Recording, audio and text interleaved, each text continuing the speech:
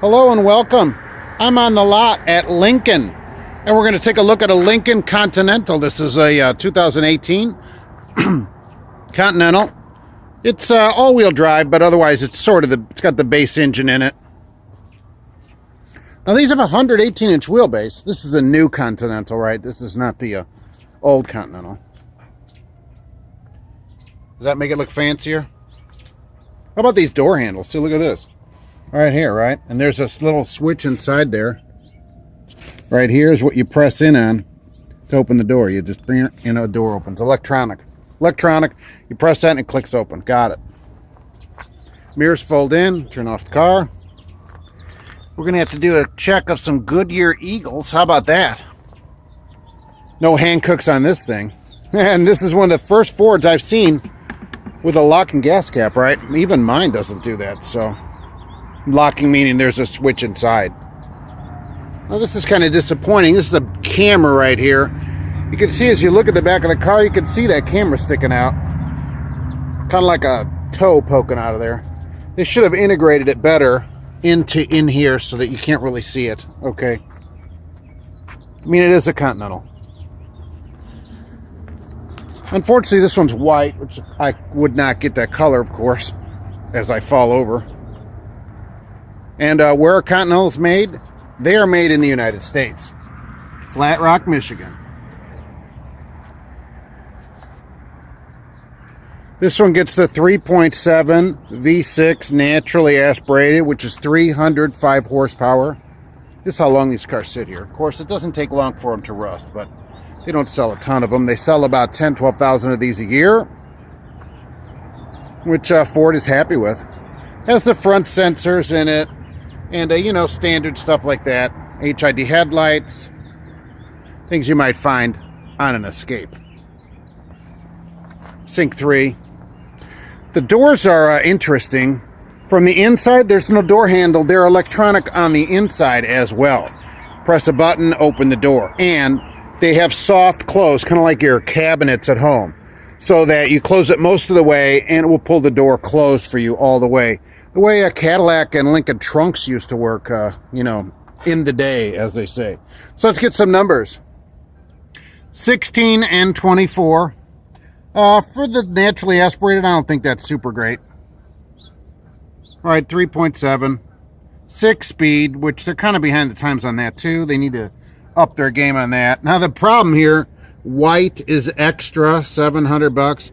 And floor liners, which are dealer installed accessory, $120. But now this dealer is a multi-line dealer, okay? It sells more than Lincoln's. But each car make should be kept separate, I think. Because when you look in here, we look down in here, if it's visible, I don't know if I can get to it. Those floor mats right down there, which you can't see, say Audi on them. Okay, they say Audi. So he's just taking the easy way on, grabbed the whatever was handy and threw them in there, but they should say Lincoln on them. It's because this is a Lincoln, it's not an Audi.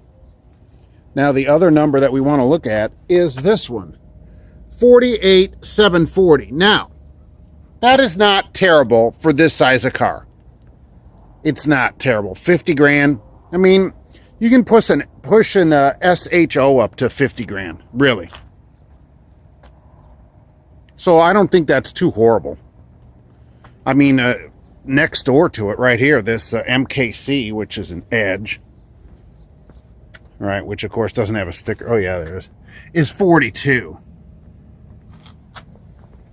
So you get a pretty big car for the money.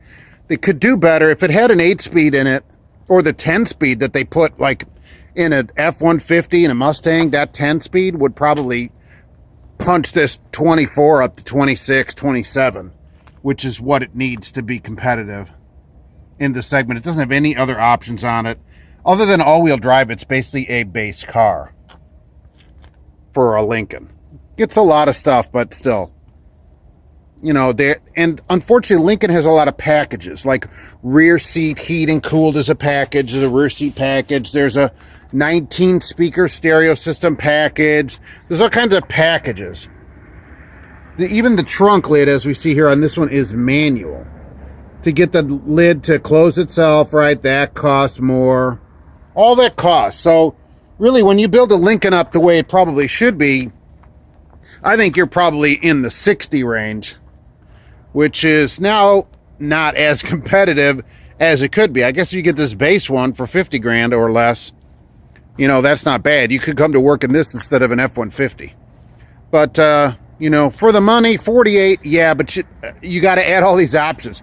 You get in this car and you go, oh, where's all the heater? Where's all this? Oh, that's an option. This is an option. That's an option. But you get free Audi floor mats. Awesome. So that's the deal on the Lincoln Continental today. Do not get one in white, and send me pictures of your $60,000 or $70,000 Lincoln, and I think you'd be a lot more happy with that.